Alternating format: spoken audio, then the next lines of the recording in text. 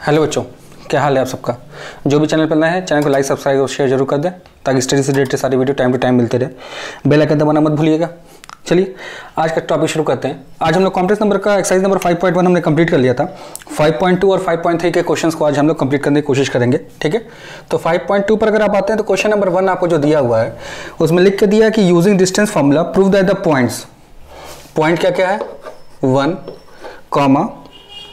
-1 plus √3i/2, -1 -√3i/2 form vertices of equilateral triangle. चलिए equilateral triangle के बारे में आप लोग जानते हैं प्रॉपर्टी क्या होती है, let it be A B and C. तो आपको पता क्या आना चाहिए, A B must be equal to B C must be equal to C A, ठीक है। तो ये तीनों की वैल्यू क्या आनी चाहिए, सेम आनी चाहिए, ठीक है। तो इक्विलेटरल ट्रायंगल प्रूव करना हम लोग को, तो आइए करते हैं इक्विलेटरल ट्रायंगल प्रूफ। देखिए सबसे पहला चीज़ थोड़ा ध्यान दीजिए, अगर तो एक नंबर हम लोग को प्योरली रियल दिया हुआ है, तो प्योरली रियल जब हम लोग को देगा तो हम लोग क्या करते हैं, याद होगा आपको, क्या लिख देते हैं 1 + 0i लिख लेंगे। ये Z1 हो गया मेरा। दूसरा complex number Z2 plus √3i/2 यानी कि -1/2 प्लस √3i/2। Z3 हो जाएगा मेरा इसी तरह -1/2 माइनस √3i/2। ये 3 नंबर्स हो गए हमारे पास, ठीक है। हम लोग को अब तीनों नंबर के बीच का क्या निकालना है, डिस्टेंस निकालना। तो देखिए कैसे डिस्टेंस निकलेगा, Z1 Z2 के बीच का अगर डिस्टेंस हमको निकालना होगा तो क्या बताया था मैंने, अंडर रूट में क्या करेंगे, Z1 और Z2 के बीच का डिस्टेंस क्या होता है, दोनों का x2 - x1 का whole square plus y2 - y1 का होल स्क्वायर। आपको बताया जा चुका है। सेम ये चीज मैंने बताया था क्या, दोनों कॉम्प्लेक्स नंबर को सब्ट्रैक्ट करके क्या कर सकते हैं हम लोग, मॉडुलस भी ले सकते हैं। जो आपको चॉइस हो, अच्छा लगे, जो आपको वो पसंद करते हो वो कर सकते हैं, ठीक है। तो ये डिस्टेंस है, distance between Z1 and Z2। ये जो हमारा क्या है, डिस्टेंस बिटवीन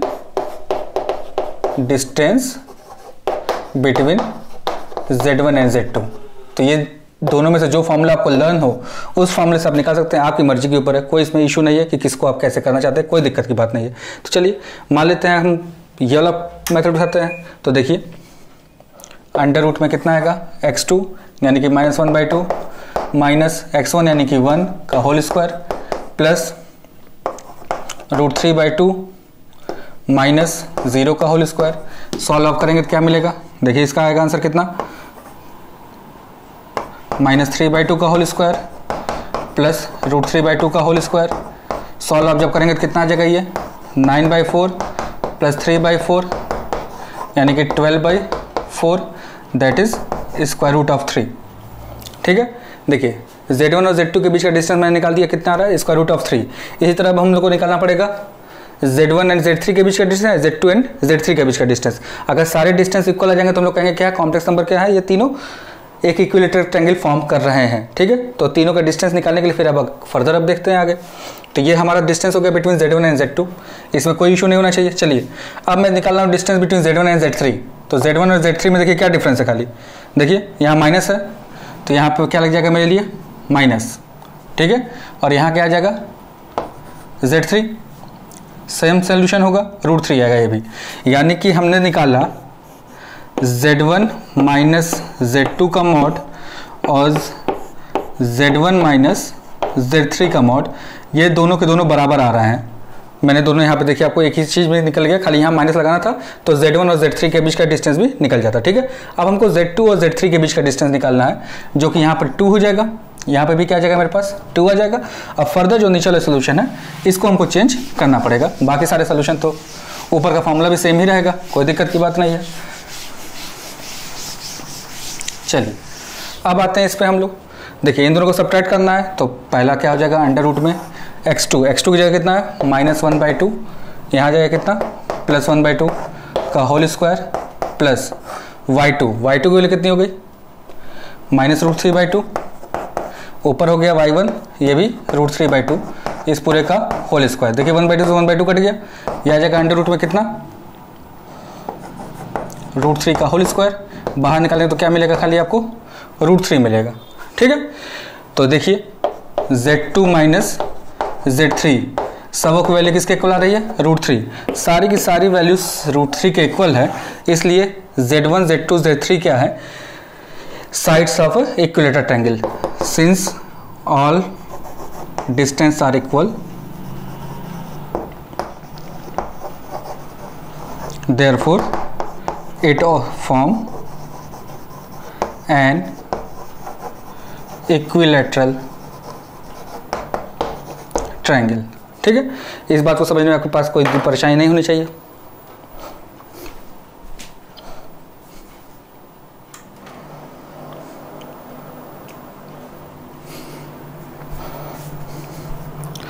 आइए अब दूसरे क्वेश्चन पर आते हैं.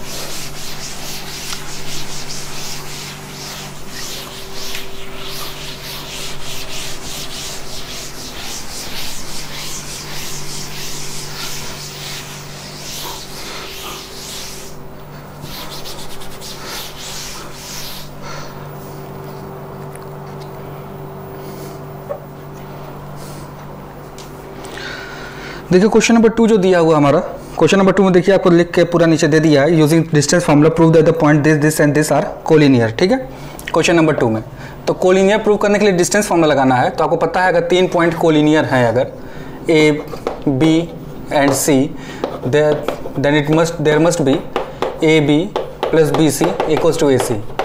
ए बी और बी सी के बीच का डिस्टेंस किसके इक्वल होना चाहिए?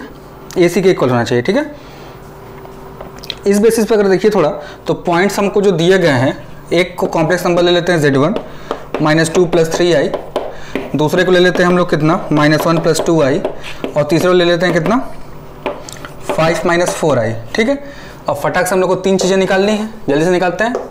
Z1 - Z2, Z1 - Z2 आप जब करेंगे तो देखिए कितना आएगा -2 + 1 + 3i - 2i. रियल में से रियल सब्ट्रैक्ट होता है और इमेजनरी में से इमेजनरी. अब ये Z1 - Z2 आ गया. अब इसका क्या निकालना हम लोग को? मॉडुलस निकालना. क्या निकालना हम लोग को? मॉडुलस. दोनों साइड मॉडुलस लगा दीजिए. ये हो जाएगा √1 + 1 यानी कि √2. अब Z2 - Z3 निकालते हैं हम लोग. Z2 और Z3 को माइनस करना है तो क्या देखिए आएगा -1 - 5. रियल पार्ट के साथ और इमेजनरी पार्ट के साथ. कितना हो जाएगा ये देखिए -6 + 6i. ये Z2 - Z3 आ गया. इसका जब मॉडुलस आप लेंगे तो हो जाएगा √ कितना 36 + 36 यानी कि 6 √2. ठीक है, अब आते हैं हम लोग Z1 Z2 Z3 निकाल दिया. अब Z3 Z1 निकाल देते हैं हम लोग फटाक से. Z3 Z1 देखिए कितना आएगा माइनस करने पर 5 + 2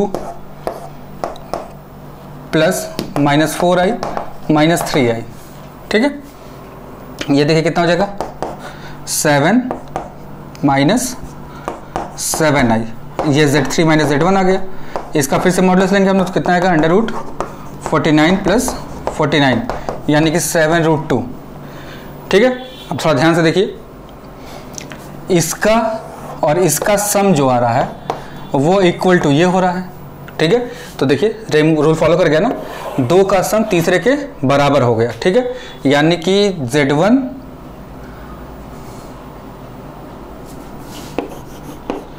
Z2 का मॉड प्लस Z2 - Z3 का mod equals to Z3 - Z1 का मॉड. ये रूल फॉलो कर गया. देयरफॉर क्या होगा Z1 Z2 and Z3 are collinear. क्या हो गया भाई? प्रूफ.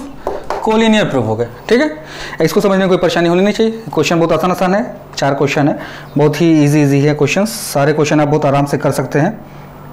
जो क्वेश्चन आपको फंसते हैं फिर यहाँ से सोल्यूशन आप देख लीजिए. ठीक है, आइए अब आते हैं क्वेश्चन नंबर 3 पर.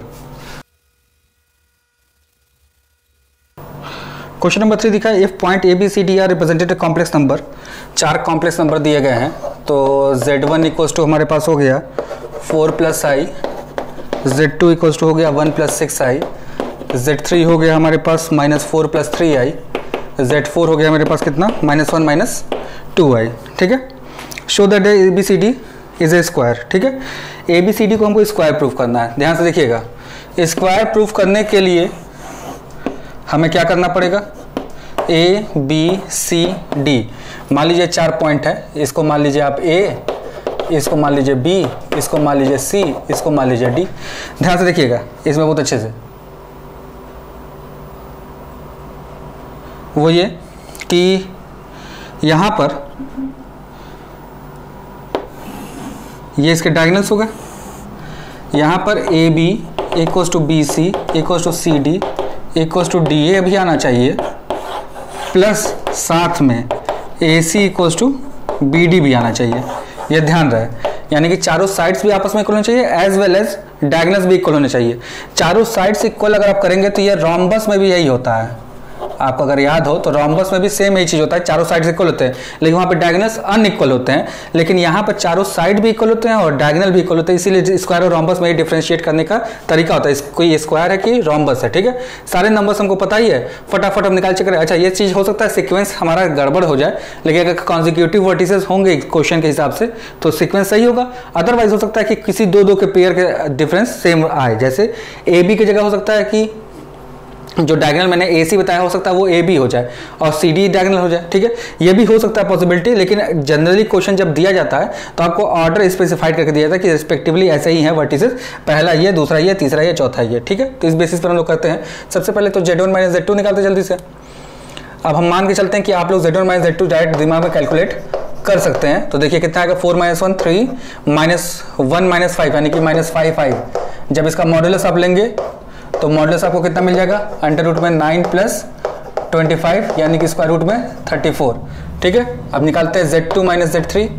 देखिएगा Z2 माइनस Z3 इन दोनों का माइनस करने जा रहे हैं हम लोग, तो ये कितना आएगा 1 माइनस 4 यानी कि 5, फिर 6 प्लस 3 यानी कि माइनस 3 है। ये अंडर रूट कितना हो जाएगा आपका भाई, सॉरी प्लस 3 आएगा, 6 में से 3 सब्ट्रैक्ट हुआ है। देखिएगा भाई ध्यान से, अंडर रूट ऑफ 34, फिर देखिए Z3 माइनस Z4 करते हैं, ठीक है। ये दो सब्ट्रैक्ट कर लिया, ये दो सब्ट्रैक्ट कर लिया, अब इन दो को सब्ट्रैक्ट करते हैं हम लोग, ठीक है। Z3 माइनस Z4, देखिए Z3 माइनस Z4 कितना आ रहा है, देखिए ध्यान से, माइनस 4 प्लस 1 यानी कि क्या हो जाएगा माइनस 3, 3 प्लस 2 यानी कि प्लस 5 है। यह जगह अंडर रूट फिर से 9 प्लस 25 यानी कि स्क्वायर रूट ऑफ 34, ठीक है। फिर Z3 और Z1 का बीच का बच गया, Z3 minus sorry Z4 minus Z4 minus Z1, ध्यान दीजिए भाई थोड़ा। चलिए अब देखिए Z4 और Z1 में देखिए क्या बचेगा मेरे पास, माइनस 1 माइनस 5 यानी कि माइनस 5, माइनस 2 माइनस 1 माइनस 3 आई, यानी कि अंडर रूट में कितना आ गया ये 25 प्लस 9 यानी स्क्वायर रूट ऑफ 34। देखिए तीनों चारों साइड जो है आपस में क्या आ गए, इक्वल आ गए। जब चारों साइड इक्वल आ गए इसका मतलब क्या प्रूफ हो गया मेरे पास कि ये चारों साइड इक्वल हैं। तो अभी रोम्बस और स्क्वायर दो ऑप्शन है, यहाँ से मेरे पास ऑप्शन बन क्या रहा है कि ये रोम्बस भी हो सकता है और स्क्वायर भी हो सकता है, ठीक है। दोनों में भी हमारे पास क्या है, कंफ्यूजन है कि रोम्बस है कि स्क्वायर है। अभी हम लोग को ये चेक करना है, तो रोम्बस और स्क्वायर में से हम लोग को डिफरेंशिएट करने के लिए हम लोग को क्या निकालना पड़ेगा, डायगोनल का बीच का डिस्टेंस, यानी कि Z3 माइनस Z1। तो Z3 माइनस Z1 निकालिए जल्दी से, देखिए कितना हो जाएगा, माइनस 4 यानी कि माइनस 8, 3 माइनस 1 यानी कि minus plus 2, under root 64 plus 4 यानी कि square root of 68। Z1 Z3 निकल गया, अब Z2 और Z4 निकालना पड़ेगा, Z2 एंड Z4। Z2 और Z4 देखिए कितना आएगा, -1 -1 1 प्लस 1 यानी कि 2, फिर आपका हो गया 6 प्लस 2 यानी कि 8 आई, यानी कि आ जाएगा अंडर रूट 4 प्लस 64 यानी कि अंडर रूट में 68। देखिए डायगोनल्स भी इक्वल आ गए, ठीक है। Therefore sides as well as diagonals are equal, therefore it forms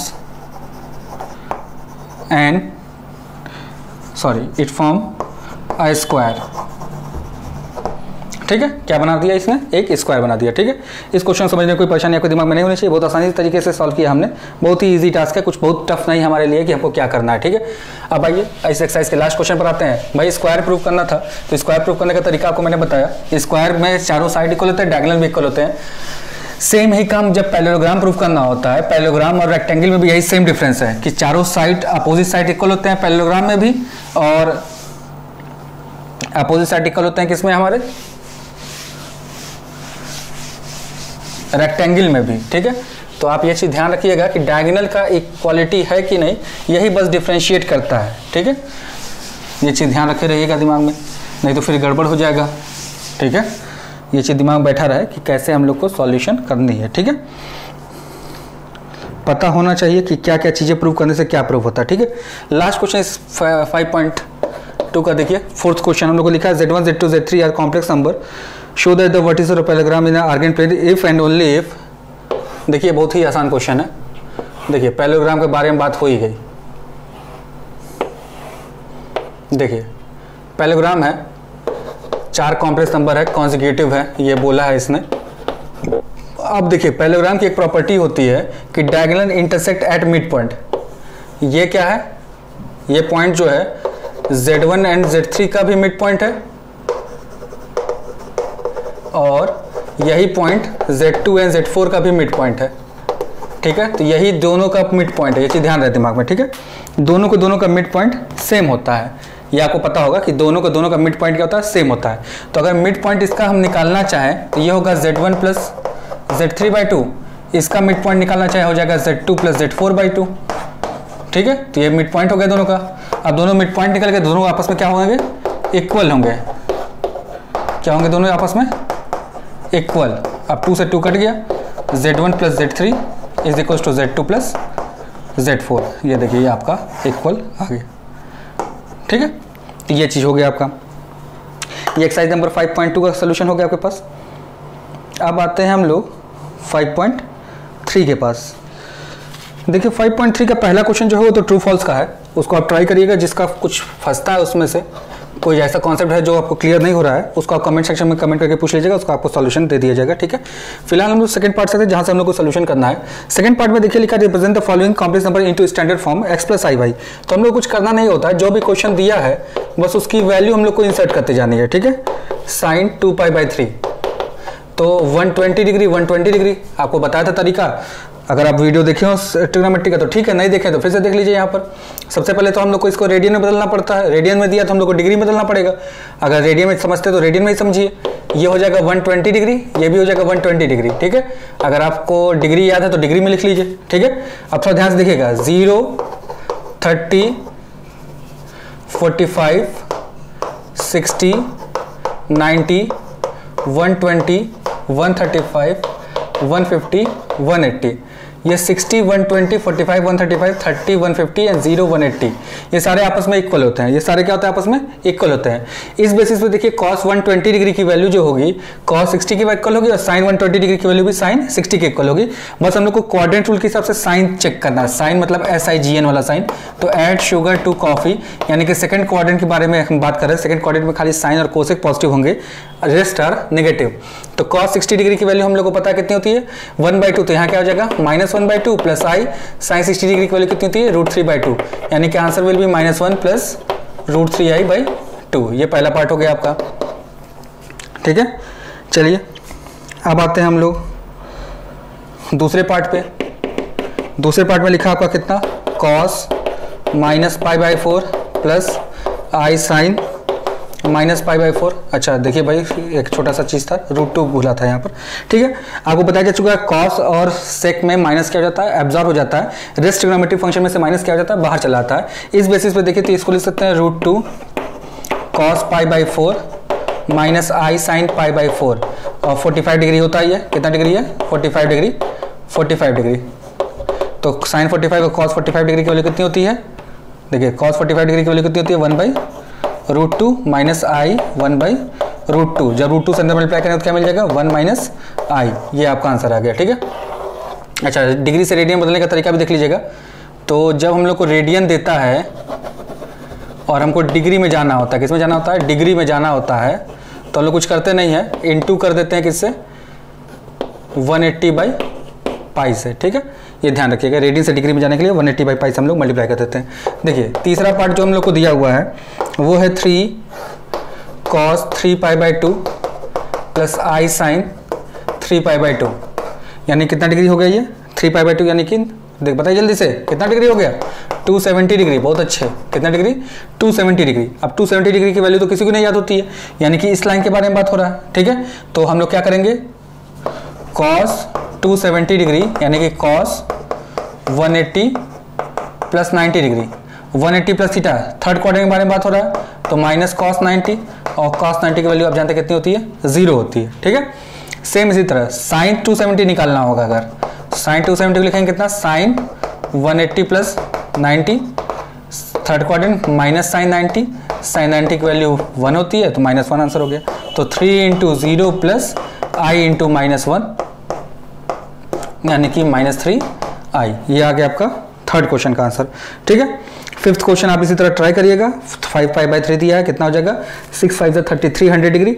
इसको ट्राई करिए, अगर आपका फंसता है तो फिर हमसे आप डाउट सेक्शन में पूछ लीजिएगा, ठीक है। कमेंट करके हमसे आप क्वेश्चन पूछ लीजिएगा, आपको बता दिया जाएगा इसका सोल्यूशन, ठीक है। चलिए अब आते हैं हम लोग नेक्स्ट क्वेश्चन पे। क्वेश्चन नंबर 2 हमारा तो हो गया। एक क्वेश्चन मैंने आपके लिए छोड़ दिया है कि भैया एक क्वेश्चन आप थोड़ा ट्राई करिए खुद से भी, पूरा सोल्यूशन मिल जाएगा तो भी आपके लिए दिक्कत है कि प्रैक्टिस कैसे करेंगे। चलिए मेरा सजेशन तो यही होगा कि पहले आप लोग खुद से सॉल्व करा करिए, फिर सोल्यूशन देखा करिए। सोल्यूशन तो अच्छी बात है कि हम दे रहे हैं, लेकिन बात यही है कि इससे आप सोचने के तरीके पे ध्यान दीजिए कि कैसे सोच के हम लोग क्वेश्चन को सॉल्व कर रहे हैं, ठीक है। अब देखिए क्वेश्चन नंबर 3 जो दिया हुआ है, इसमें मॉडुलस ऑफ z हमको दे दिया, फटाक से देखिए 4, और एम्पलीट्यूड ऑफ z दे दिया हम लोग को कितना, 5π/6। कह रहा है इसको right the z in the form of x plus i y। तो हम लोग को पता है पोलर फॉर्म जो होता है, पोलर फॉर्म में अगर x प्लस आई वाई हो, ये हमारा कौन सा फॉर्म है, कार्टेशियन फॉर्म है ये। इसको हमको किस में बदलना है, पोलर फॉर्म में। तो इसका जो पोलर फॉर्म होता है, मॉड में z cos theta plus i sin theta होता है, ठीक है। हमने इसको बताया था r की वैल्यू मैंने निकाल के दिखाया था आपको, क्या होता है, मॉड ऑफ z होता है, ठीक है। तो यहाँ देखिए कितना जगह, 4 cos 5π/6 प्लस i sin 5π/6। देखिए कॉम्प्लेक्स नंबर को लिखने का तरीका थोड़ा सा अलग टाइप का दे दिया था, ठीक है। मॉडुलस ऑफ z दे दिया, उसका एम्पलीट्यूड दे दिया था। अच्छा, एम्पलीट्यूड का एक और नाम बताया था मैंने, क्या, आर्ग्यूमेंट भी बताया था और एंगल भी बताया था, ये ध्यान रखिएगा दिमाग में नाम। चलिए 5π/6 यानी कि 150 डिग्री, कितना डिग्री, 150 डिग्री। cos 150 डिग्री की वैल्यू किसके इक्वल होगी, cos 30 डिग्री के। अभी मैंने बनाकर बताया था ऊपर चार्ट, देख लीजिएगा वीडियो को बैक करके, वहां पे जब बताया मैंने तब देखिए इसका कितना आंसर आ जाएगा, 150 डिग्री। cos 150 डिग्री की वैल्यू होती है कितनी, √3/2 माइनस साइन के साथ, प्लस i sin 30 डिग्री की वैल्यू कितनी हो जाएगी, 1/2, ठीक है। तो अब जब अंदर मल्टीप्लाई करेंगे तो कितना हो जाएगा ये, -2√3 प्लस 2i, ये आपका आंसर आ गया क्वेश्चन नंबर 3 का, ठीक है। क्वेश्चन नंबर 4 में देखिए कन्वर्ट करने को कहा पोलर फॉर्म में, तो इसमें से हम कुछ टफ क्वेश्चंस उठा के आपको हम ट्राई करा देते हैं, क्योंकि कुछ क्वेश्चंस इसके बड़े इजी हैं, तो कुछ क्वेश्चन जो इसके टफ है वो हमको आपको ट्राई कराते हैं। देखिए ध्यान से,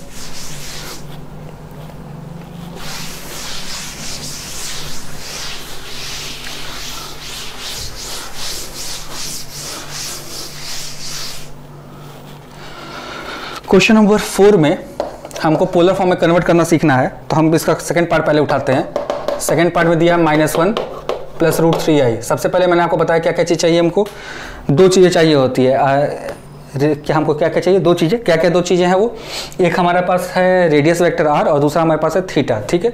तो हमारे पास, हम यहाँ साइड में फॉर्मूला लिख देता हूँ ताकि आपको दिमाग में हमेशा रहे। r = x² + y² होता है, और जो थीटा होता है ये होता है tan इनवर्स ऑफ y/x, ठीक है। लेकिन on the place of theta we calculate किया अल्फा, जो होता है tan inverse of mod of y/x, और इसके बेसिस पे 4 क्वाड्रेंट के बारे में बात करें तो इसमें थीटा = अल्फा होता है, इसमें थीटा = -अल्फा होता है, इसमें थीटा = पाई - अल्फा होता है, इसमें थीटा = -पाई + अल्फा होता है, ठीक है। ये 4 क्वाड्रेंट में 4 चीज़ें हमारे पास आती है, तो ये हमको ध्यान में रखना है, और इसका सोल्यूशन हम लोग शुरू करते हैं, ठीक है। आइए देखा जाए, सबसे पहले हम लोग को r चाहिए, √ कितना हो जाएगा, 1 + 3 यानी कि 2। फिर हमको अल्फा चाहिए, ये हो जाएगा tan इनवर्स ऑफ मॉड में y/x यानी कि -1/√3। यानी कि tan की वैल्यू √3। अब देखिए इनवर्स में हम लोग जैसे ट्रिग्नोमेट्री था तो tan थीटा अगर देता था tan 30 डिग्री तो आप इसकी वैल्यू बता देते 1/√3। अब इनवर्स में यही उल्टा पूछता है, जैसे tan की इनवर्स 1/√3 तो आप बताएंगे कितने डिग्री पर होता है, तो 30 डिग्री। ठीक है, उल्टा बस इसी का कुछ करना नहीं है खास इसमें, बस हम लोग उसी का क्या करते हैं, उल्टा कर देते हैं। सेम वही कॉन्सेप्ट देखिए, tan की वैल्यू √3 कितने डिग्री पर होती है, एट π/3 60 डिग्री पर होती है। ठीक है, दोनों वैल्यू निकल आई मेरे पास। अब अल्फा आप सब चेक करेंगे ये कॉम्प्लेक्स नंबर है किस कोऑर्डिनेट में लाई कर रहा है, माइनस और प्लस। तो आपको पता है पहले वाले में क्या होता है प्लस प्लस, इसमें क्या होता है minus plus, minus minus, plus minus. ठीक है, ऐसे कॉम्प्लेक्स नंबर होता है। रियल और इमेजिनरी पार्ट के बारे में बात हो रही है, जो सेम कोऑर्डिनेट है सेम वही कोऑर्डिनेट तो यहाँ पे भी बनता है। ठीक है, तो माइनस प्लस का मतलब किस कोऑर्डिनेट में आ गया हम लोग, सेकंड कोऑर्डिनेट में। सेकंड कोऑर्डिनेट में थीटा किसके इक्वल होगा, पाई माइनस अल्फा, यानी कि पाई माइनस π/3 दैट इज कितना 2π/3। अब 2π/3 यूज कर लेंगे हम लोग फॉर्मूले में, तो फॉर्मूला क्या हो जाएगा, कॉम्प्लेक्स नंबर का polar form 2 cos 2π/3 plus i sin 2π/3। देखिए कितना इजीली सॉल्व हो गया हमारे पास। ठीक है, तो आपको इतना चीज़ें याद रखना है। जो लोग वीडियो पे नए होंगे वो भी समझ सकते हैं, जो पूरा प्रीवियस वीडियो देख लिए वो ज़्यादा बेटर होगा। इस पर बेस्ट वीडियो जो हमारे पास है कॉम्प्लेक्स नंबर का पोलर फॉर्म में कन्वर्जन, उसको देख के सॉल्व करिएगा तो ज़्यादा बेटर आपके लिए होगा, ज़्यादा व्यू क्लियर होगा दिमाग में आपके। ठीक है, अब इसी में बेस्ट सारे क्वेश्चन जितने भी हैं सब इसी टाइप के हैं। इसमें हम 7th पार्ट पर अब आते हैं। 7th पार्ट जो हम लोग को दिया है उसमें देखिए खाली हमारे पास कितना दिया है, 2 दिया है, तो क्या लिख लेंगे 2 + 0y। ठीक है, 2 प्लस क्या लिख देंगे हम लोग 0y। अब सबसे पहले तो 2 + 0y लिख लिया। हमको क्या क्या चाहिए देखिए ध्यान से, हमको चाहिए r कितना जगह √4 यानी कि 2। हमको चाहिए दोनों पॉजिटिव है तो हम लोग डायरेक्ट अल्फा निकालते हैं। अल्फा कितना होगा tan inverse of mod of y/x यानी कि 0/2। tan की वैल्यू 0 कितने डिग्री पर होती है, 0 डिग्री पर, यानी कि ये आ गया है 0। अब दोनों पॉजिटिव है यानी कि फर्स्ट क्वाड्रेंट, यानी कि theta equals to alpha that is 0 degree. अब हम लोग को पोलर फॉर्म में लिखना होगा तो क्या लिखेंगे 2 cos 0 प्लस i sin 0। ठीक है, देखिए कितना इजीली सॉल्व हो गया। अब हम लोग करेंगे इसके बाद इसी का 9th पार्ट, ताकि आपके पास वो जो सिंगल डिजिट वाले हैं उसको करने में कोई परेशानी आपके दिमाग में ना बैठा रहे।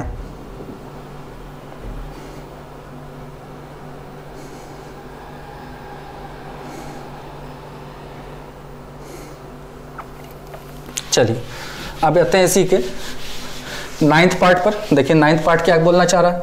9th पार्ट जो हमको दिया हुआ है इसमें दिया है खाली z इक्वल्स टू -3i, तो हम 0 - 3i लिख लेंगे। इसको क्या लिख दिया मैंने 0 - 3i लिख दिया। ठीक है, अब 0 - 3i लिख दिया जब मैंने इसको,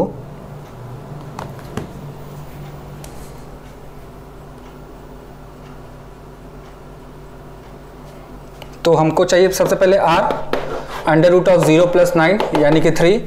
हमको चाहिए alpha tan inverse of mod of y/x, तो tan inverse of infinite, tan के लिए इनफाइनाइट कितने डिग्री पर होती है 90 डिग्री पर होती है। अब देखिए 0 माइनस यानी कि प्लस और माइनस लाई करता है हमारा 4th क्वाड्रेंट में, यानी कि जो थीटा होगा किसके इक्वल होगा माइनस अल्फा यानी कि -π/2। तो हमारा जो आंसर होगा क्या हो जाएगा z इक्वल्स टू r की वैल्यू कितनी आ गई 3 cos -π/2 प्लस i sin -π/2। अब अगर आप ट्रिग्नोमेट्री का फॉर्मूला आपको याद है तो आप अप्लाई कर सकते हैं। माइनस कॉस के साथ क्या हो जाता है एब्जॉर्ब हो जाता है और साइन के साथ बाहर चला आता है। ठीक है, तो आपका ये भी आंसर करेक्ट है, ये भी आंसर करेक्ट है। हो सकता है आपके बुक में थोड़ा सा और अच्छे से लिखा हो, शॉर्ट में लिख सकता है, तो शॉर्ट में लिखने के लिए क्या लिखेगा 6 -π/3।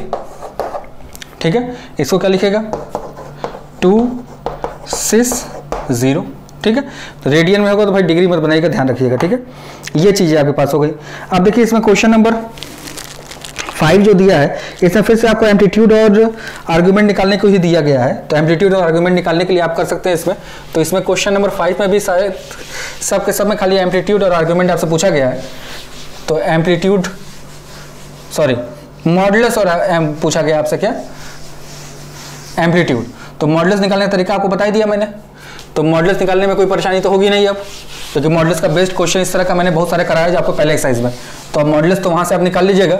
जिसका मॉडुलस आपको लगता है टफ है, हमसे नहीं निकल रहा है, वो आप कमेंट सेक्शन में कमेंट करके पूछ लीजिए, आपको बता दिया जाएगा। ठीक है, अब आइए आगे जो हमारे पास है अगला जो क्वेश्चन हमारे पास है जिसमें एम्पलीट्यूड निकालना होगा, तो हम इसमें ट्राई करते हैं आपका 6th पार्ट। क्योंकि इसमें थोड़ा सा न्यूमरेटर और डिनोमिनेटर दिया है तो हो सकता है आपसे ये फंसे। 1 - 3i अपन 1 - 2i आपको बताया जा चुका है। सबसे पहले i नीचे रहता नहीं है, i के हटाने के लिए हम रेशनलाइज करेंगे, मल्टीप्लाई करेंगे तो क्या मिलेगा 1 + 2i - 3i - 6i² upon 1 - 4i²। ठीक है, ये हो जाएगा कितना 1 - i + 6 अपॉन 1 + 5। ये आंसर आ गया कितना आपका 5 - i/6। ठीक है, ओहो सॉरी थोड़ी गलती हो गई भाई, क्वेश्चन थोड़ा सा गलती उतर गया। चलिए कोई बात नहीं, थोड़ा सा माइनस प्लस का लुचा हो गया। -1 - 2i - 3i + 6i², ये तो यही रहेगा। तो 1 - 5, ये दोनों ऐड होकर 5i हो जाएंगे और ये -6 हो जाएगा। तो आपका आ जाएगा कितना 4। थोड़ा ध्यान दीजिएगा, कैलकुलेशन गलती हो गई भाई। चलिए कोई बात नहीं, इंसानों से ही गलती होती है, आपसे भी गलती हो सकती है, कोई टेंशन की बात नहीं है। कैलकुलेशन बस ध्यान रखिएगा। तो हो जाएगा आपका कितना -5 - 5i अपॉन 5 -1 - i। आप देखिए कौन सा क्वाड्रेंट अप्लाई किया, थर्ड क्वाड्रेंट में, तो आप इसको सॉल्व कर सकते हैं आप। ठीक है, तो इसको सॉल्व करने में आपके दिमाग में कोई परेशानी नहीं होगी। तो बस आपको कॉम्प्लेक्स नंबर में ध्यान रखना है कि कॉम्प्लेक्स नंबर जो भी देता है हम लोग को स्टैंडर्ड फॉर्म में होना चाहिए। ठीक है, तो अब फिर क्वेश्चन नंबर 6 में भी देखिए पोलर फॉर्म में बदलने को दिया है और सब में फ्रैक्शन में दिया हुआ, तो फ्रैक्शन में दिया तो इसका मतलब क्या करना है हम लोग को, सबको रेशनलाइज करके हम लोग को सॉल्व करते हुए चलने जाना है। तो इसमें से जो भी क्वेश्चन आपको फंसता है वो हमको आप जरूर कमेंट करके पूछिए। हम आपको क्वेश्चन नंबर 7 बता देते हैं। इसमें से थोड़ा सा टफ क्वेश्चन है, ट्रिकी क्वेश्चन है, देखा जाए। देखिए कहा है sin 30 degree plus i cos 30 degree, इसको आप स्टैंडर्ड फॉर्म में बदलिए। तो स्टैंडर्ड फॉर्म में क्या होता है cos theta plus i sin theta, यानी कि i के साथ sin होना चाहिए, यहाँ पर i के साथ cos दे दिया। बस ये देखिए डिफरेंस यही है, i के साथ क्या दे दिया हमको cos दे दिया। तो कुछ करना नहीं हम लोग को, बहुत आसान चीज़ है। हम लोग करेंगे क्या इसमें, जो ये हम लोग को cos दिया sin दिया आपस में चेंज कर देंगे। तो हम लोग लास्ट ईयर अभी क्लास 10 तो ये पढ़कर आए 90 - थीटा का फॉर्मूला।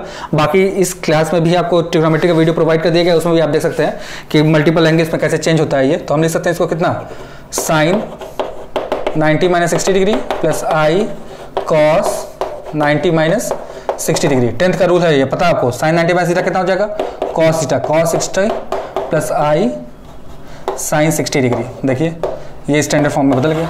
ठीक है, तो ये आपका क्वेश्चन नंबर 7 था, लास्ट क्वेश्चन। क्वेश्चन नंबर 5 का एक पार्ट मैंने कर दिया, क्वेश्चन नंबर 6 मैंने आपके लिए छोड़ा हुआ है कि अगर आपको कोई भी डाउट होता है तो उसको आप कमेंट सेक्शन में कमेंट करके पूछ लीजिएगा। बाकी कोई क्वेश्चन करने में कोई दिक्कत नहीं होनी चाहिए, बहुत आसान सा टॉपिक है, बहुत ही इंटरेस्टिंग है, थोड़ा अच्छे करते रहिए। ठीक है, एक्सरसाइज नंबर 4 जो लोकस वाला पार्ट है वो आपका सिलेबस से हट चुका है और एक्सरसाइज नंबर 4 हट गया, तो एक्सरसाइज नंबर 5 का सोल्यूशन आपको प्रोवाइड किया जाएगा नेक्स्ट वीडियो में। ठीक है, तब तक घर पे रहिए, सेफ रहिए, गवर्नमेंट के गाइडलाइन को फॉलो करते रहिए।